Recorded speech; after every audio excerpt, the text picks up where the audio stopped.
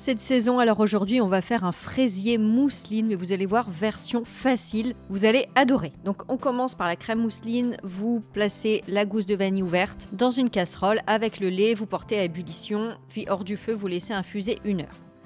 On passe directement aux génoises, vous allez fouetter pendant 5 minutes sur vitesse rapide les œufs entiers avec le sucre, et au bout de 5 minutes, vous baissez la vitesse sur vitesse moyenne et vous fouettez pendant encore 15 minutes. Quand vous soulevez la pâte avec le fouet, elle doit former un ruban, vous voyez là comme sur la vidéo. Ensuite, vous allez ajouter la maïzena et la farine tamisée. C'est super important de tamiser. Vous allez bien chercher la farine et la maïzena qui sont tombées au fond de la cuve. Vous ajoutez du beurre fondu refroidi. Vous versez le tout dans un cercle beurré et fariné, réglé sur 17 cm et vous enfournez. On reprend ensuite la crème mousseline, donc vous fouettez les jaunes d'œufs avec le sucre, vous ajoutez la farine tamisée et vous mélangez bien. Vous refaites chauffer le lait vanillé et vous allez le verser petit à petit dans la préparation en mélangeant. Je vous mets tous les ingrédients, toutes les durées de cuisson et tout en description sous la vidéo.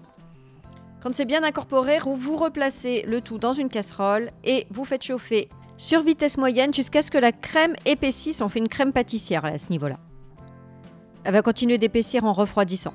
Hors du feu, vous ajoutez le beurre, vous mélangez bien jusqu'à ce qu'il fonde. Vous filmez au contact et vous laissez refroidir complètement, c'est super important. En attendant, vous démoulez la génoise. Je l'ai coupée en deux avec une lyre à génoise. Je vous mets tout le matériel aussi sous la vidéo. On reprend ensuite la crème pâtissière. Moi, elle était un tout petit peu tiède et c'est pas bien. Donc, il faut vraiment que ce soit bien froid, enfin à température ambiante.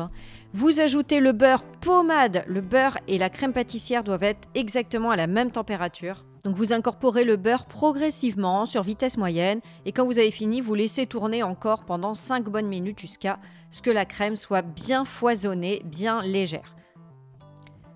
Ensuite, on passe au sirop d'imbibage. Donc pour ça, tout simplement, vous portez à ébullition pendant 2 minutes l'eau et le sucre. C'est tout.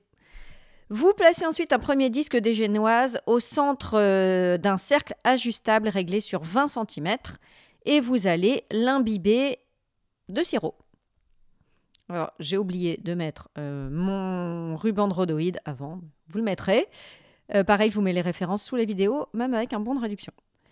Et là, vous allez placer des demi-fraises tout autour du premier cercle de génoise et des petits morceaux de fraises de façon à recouvrir entièrement.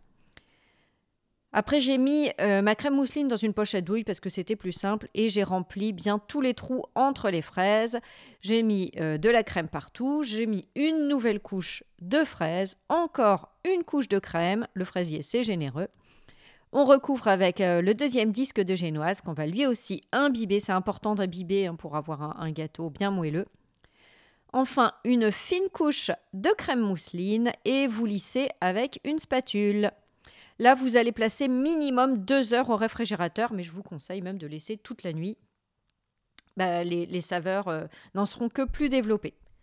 Donc vous enlevez le rhodoïde et pour la déco, c'est pas obligatoire, mais moi j'ai fait une petite chantilly. Donc pour ça, j'ai fouetté ma crème liquide entière sur vitesse moyenne jusqu'à ce qu'elle épaississe, puis j'ai ajouté mon sucre. Là, j'ai fouetté vraiment juste quelques secondes et c'est prêt. Je l'ai placé dans une poche à douille munie d'une douille petit four, ma préférée. Et puis, donc je pochais tout autour du gâteau. Au centre, j'ai mis de nouveau des fraises, on n'en a jamais assez. Je n'avais pas de menthe, alors j'ai mis des petites feuilles de basilic. Ça, c'est vraiment juste pour avoir un petit peu de verdure, que ça fasse joli. Et regardez un peu cette merveille. C'était bon, c'était moelleux. On aurait dit un fraisier de pâtisserie. C'était vraiment trop bon. Si vous avez aimé, n'hésitez pas à vous abonner. Si vous avez aimé, n'hésitez pas à mettre un petit like et à vous abonner.